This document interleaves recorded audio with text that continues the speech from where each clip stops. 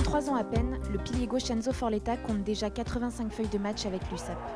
Lancé dans le grand bain du rugby professionnel à 19 ans, ce jeune joueur né et formé à Perpignan est devenu aussi incontournable qu'emblématique à Aimé Giral. Rencontre dans une guinguette de la ville avec un garçon à l'ancienne, bon camarade, coéquipier dévoué et vrai catalan. J'ai toujours habité à Cavestany, dans la même maison où je suis encore, avec ma maman. Et cette identité rugby, tout ça, que tu as eu tout de suite quand tu étais plus jeune? Je ne l'ai pas eu tout de suite, cette identité. Elle m'est venue au fur et à mesure des gens que je rencontrais, tout ça, parce que j'ai commencé à 9 ans le rugby et c'est mon grand-père qui m'y a amené. Au début, j'étais pas très rugby et c'est venu au fur et à mesure l'identité, tout ça. Au début, c'était un loisir. Le début, c'était un bon loisir et surtout se retrouver après l'école avec d'autres potes, parce que moi, j'étais à l'école à Perpignan et je jouais au rugby à Argelès-sur-Mer, donc ça me faisait une bouffée d'air frais, un truc de fou, quoi. L'amour du jeu, c'est Henri Selva qui me l'a donné, quoi. C'était vraiment un entraîneur en plus à l'ancienne qui nous parlait. On était en Benjamin, je devais avoir quoi, 11-12 ans. Et il nous parlait comme des adultes. Et c'est vrai que tu apprenais le rugby, mais aussi l'éducation, c'était à la dure, quoi. Et ça me sert beaucoup. Quand tu étais au centre de formation, tu as quand même été sollicité assez jeune avec les pros. Ouais, c'est vrai que ça arrivait de façon inattendue. Ouais. Vrai que, tu te souviens des circonstances? Greg Pata qui m'a lancé dans le grand bain, c'est-à-dire qu'il m'avait repéré pendant la prépa physique. C'est vrai qu'il avait voulu m'intégrer dans le groupe pour les matchs amicaux, pour les premiers matchs de la saison. Et de là, je me souviens que Thomas Lolo, qui était le titulaire, était parti pour aller au Racing. Et c'est vrai que je m'étais retrouvé numéro 1 alors que c'était ma première saison. Tu te sentais prêt quand même?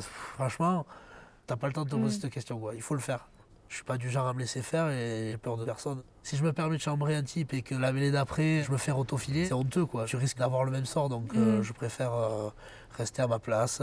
Je laisse les autres chambrer. Quand tu es arrivé à Perpignan, il y avait un groupe encore de joueurs qui étaient un peu dépositaires du côté catalan. Il y avait Martí, Pérez, Villaseca. Pour la plupart, ce sont des amis maintenant qui, durant ma première saison, ont veillé sur moi comme des grands frères. Donc je leur dois beaucoup aussi. Et c'est vrai qu'il y a une façon qu'ils avaient de voir les choses dans une équipe de rugby qu'il faut véhiculer encore. En fait, t'aimes le rugby à l'ancienne, quoi. Je l'aime à l'ancienne, oui, parce que après, je vois pas pourquoi on pourrait pas garder ça, quoi. Quand ils sont partis, ça t'a fait quelque chose? Ouais, ça m'a fait quelque chose parce que c'est quand même des fortes personnalités et je pense que ça n'a pas fait qu'à moi. T'as envie même de partir à la gare avec ces types-là. C'est-à-dire que même si t'es pas courageux, avec eux, tu l'es, quoi. Perpignan, l'USAP, c'est un club dans l'idéal où t'aimerais faire ta carrière? Me projeter jusqu'à la fin de la carrière, je sais pas, parce que je suis pas comme ça.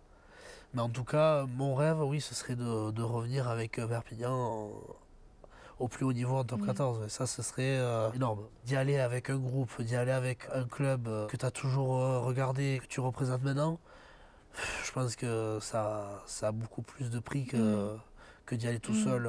Vraiment, ce serait un très grand rêve. Ouais.